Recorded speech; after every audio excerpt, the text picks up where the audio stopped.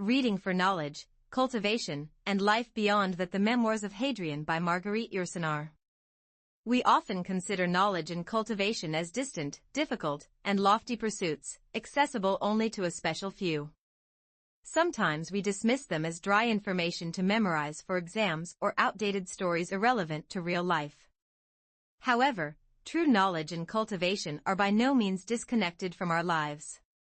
On the contrary, they are precious tools that enrich our lives, deepen our understanding of the world, and foster the power to reflect on ourselves.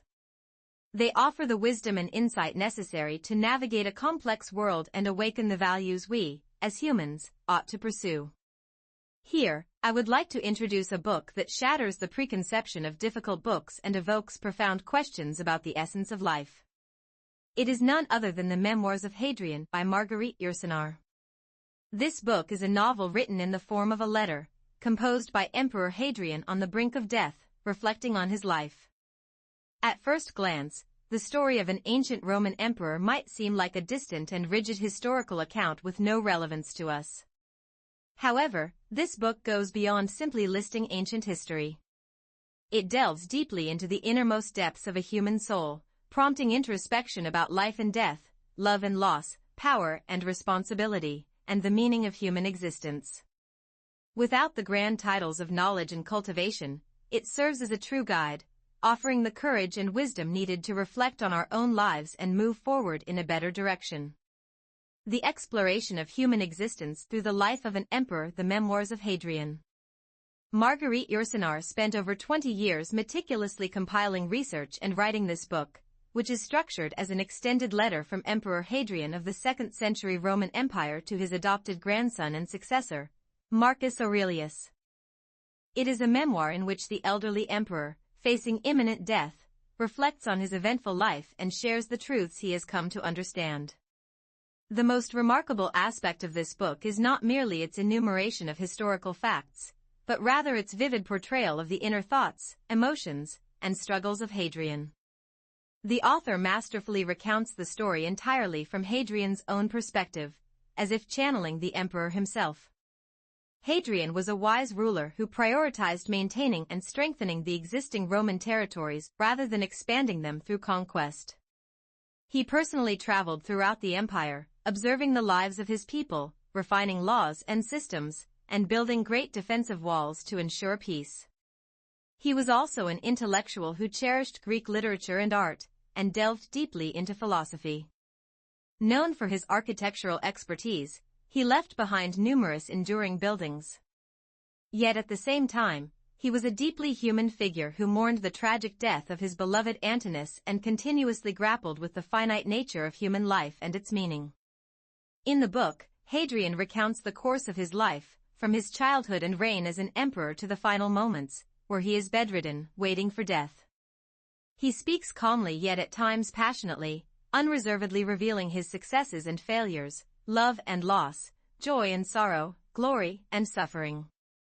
His tireless efforts to dream of peace amid the madness of war and to seek balance despite the endless temptations of power deeply move the reader. Particularly touching is his acceptance of death, which fully reveals his philosophy acknowledging the finitude of life in order to live a more fulfilling existence. Readers who follow the life of Hadrian will inevitably confront the following fundamental questions. What is life, and for what purpose do we live? What should we pursue? What is death? How can one find meaning within a finite life? What is power? How should one use the ability to influence others' lives? What is the significance of love and loss to humanity? How can we endure suffering and move forward? How do beauty and knowledge enhance the value of our lives? These are not merely questions for an ancient Roman emperor but fundamental inquiries that all of us encounter in our own lives today. The Memoirs of Hadrian does not provide definitive answers, but instead offers an opportunity for profound reflection and encourages readers to find their own answers. The implications of the book: timeless human wisdom and insight across generations. So, in what ways does the Memoirs of Hadrian provide insight for readers who may not consider themselves knowledgeable or cultivated? This book contains many insights that help mature our attitudes and values toward life. 1. A mirror for reflecting on the meaning of life and death. As Emperor Hadrian faces death, he examines his life carefully, reflecting deeply on how to live meaningfully as a finite being. Each of us inevitably faces death, yet most people tend to avoid thinking about it. Hadrian's memoir reminds us that death is part of life and that only by confronting death can we live more fully in the present. It highlights how precious our time and opportunities are and emphasizes the importance of living each day with meaning. It encourages us to pause amidst our busy lives and ask ourselves, am I truly living well now? 2. Insight into power, responsibility, and leadership. Hadrian was the supreme ruler of the vast Roman Empire. He constantly contemplated how his every decision would affect the lives of countless people. His governance, choosing peace over war and strengthening the empire's foundations over conquest, serves as an exemplary model for modern leaders. Although few of us may hold the title of emperor, we all exercise leadership in our own way within our families, workplaces, and friendships. This book prompts us to consider such questions as, how should I use the power I possess? And what does it mean to treat others with responsibility? It reminds us of the importance of proper leadership and a sense of duty.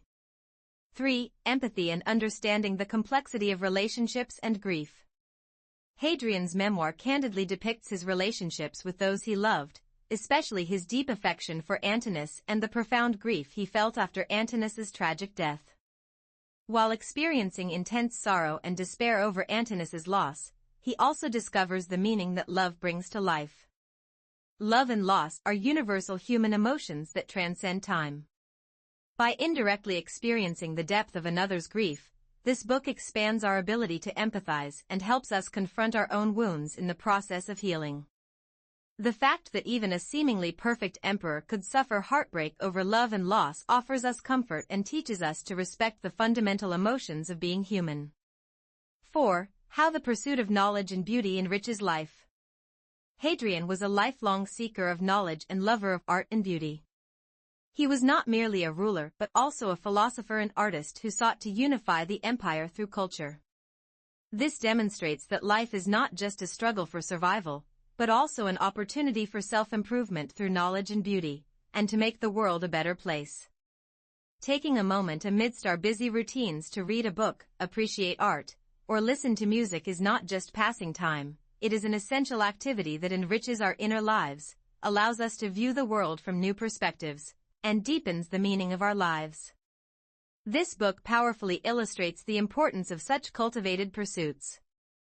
5. A guide for self-reflection and inner growth. Ultimately, the Memoirs of Hadrian itself is a process of deep reflection on a life. The emperor honestly confronts not only his achievements but also his mistakes, regrets, and truths he had yet to recognize. This prompts readers to ask themselves, how deeply am I examining my own life?